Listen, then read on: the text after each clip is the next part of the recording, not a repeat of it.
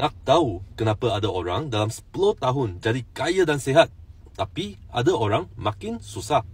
Jawapannya cuma satu. Kesan compound. Apa itu kesan compound?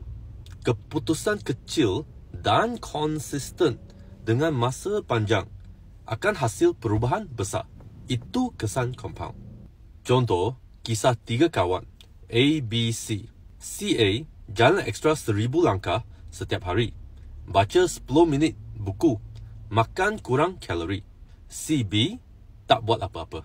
CC makin banyak junk food, Netflix sampai lewat malam setiap hari. 10 tahun kemudian, boleh imagine beza hidup mereka 1000% different. Kenapa susah nak kekal habit baik? Sebab langkah kecil rasa tak penting, result lambat nampak, dan godaan lain yang bagi kepuasan segera banyak. Solution?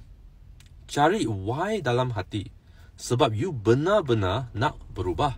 Cara nak buang habit buruk: tuliskan habit yang rosakkan target you dekat kertas. Cari trigger point, tukar environment, replace dengan habit baik. Cara bina habit baik: buat persediaan untuk berjaya. Fokus pada apa yang you dah ada. Cerita ke orang lain pasal goal you. Cari partner untuk saling ingatkan. Celebrate setiap kemenangan kecil. Momentum ibarat snowball. Mula-mula susah, tapi bila dah rolling, makin besar, makin laju.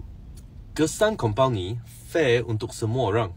Beza dia, you nak pilih buat keputusan kecil yang betul atau terus tangguh.